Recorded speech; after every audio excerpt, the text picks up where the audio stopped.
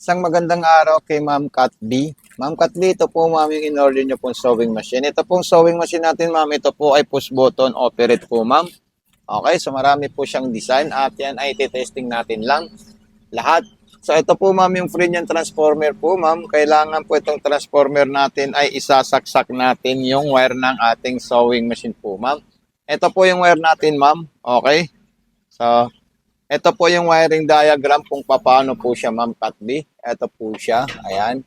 Sumunod, itong wire natin, Ma'am. Ito siya. Isasaksak natin dito muna, Ma'am. Okay? So, ayan.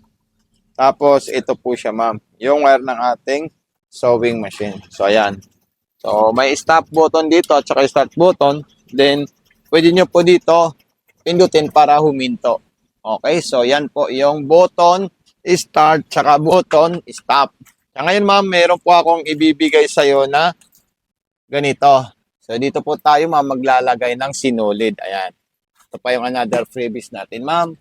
Okay. So, unang gagawin natin ma'am, ito po yung sinulid natin at ito ilalagay natin dito ma'am. Okay. Tapos, ayun po yung arrow sa likod. Dire-diretso lang po yan. Bago tayo maglagay dyan, itataas natin palagi yung pressure foot natin. So, gagamitin natin, ma'am, is kulay red na sinulid kasi kulay red yung sa ilalim. Okay? Yung sa ilalim naman po, kung paano po, ma'am, ipapress nyo lang po ito, ma'am, para umangat po siya at ito po siya, ma'am. Kung gusto nyo po makita, paano po tayo magpupundo ng sinulid nito, ma'am, tatanggalin muna natin yan, ma'am. Okay, so pupunduhan po natin yan ng sinulid para makita nyo po kung paano po tayo mag-spoon thread or maglalagay ng sinulid sa bobbing natin, ma'am. Ganito lang po siya, ma'am, ang maglalagay. Ayan. Itatali nyo muna po yan, itutulak nyo dito, ma'am. Pindutin nyo po ito, ma'am. Ayan. So, ganyan lang po siya, ma'am, kadaling gamitin yung sewing machine natin. Okay, so wala na po kayong ibang gagamitin, kundi yan lang po siya, ma'am. Okay? So, pagkatapos po niyan, puno na po siya, stop natin yan. Ilagay natin dito, at ito ilalagay natin doon. Ayan. Pag nailagay natin yan, so tatandaan nyo po, mayroon pong naka-okit dito na bobbing winder, so ikot daw natin papunta sa kaliwa. Ayan. May malit na hiya dyan na susundan nyo po, ma'am. Ayan. Okay, dito po yung mga option selector natin, ma'am. Kahit anong design, may kita nyo lalabas dito. So, ito indicator, speed control. So, ayan. Step 1 ang paglalagay ng sinulid sa likod. Okay.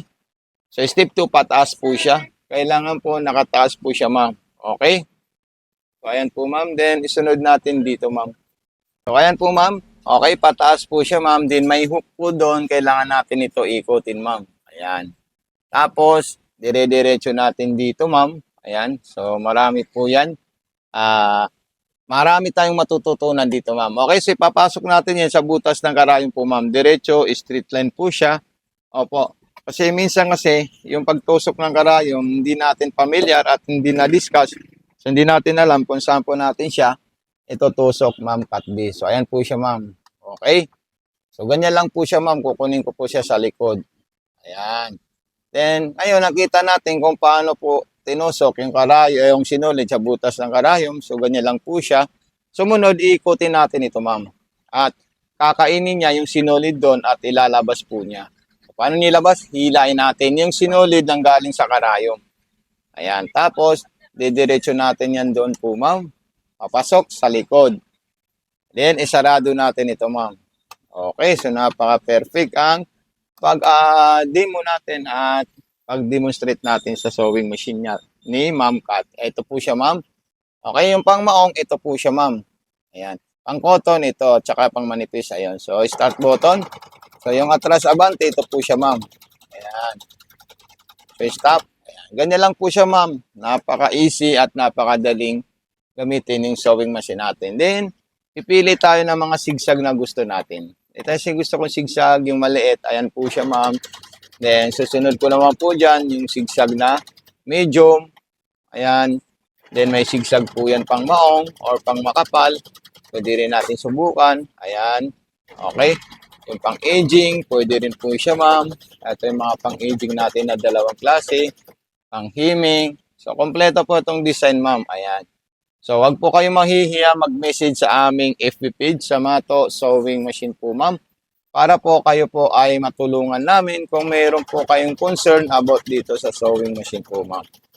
Ayan, makikita niyo po talaga, napaka-astig talaga nito, ma'am. Oh. Ayan. Ang garterize. Ayan.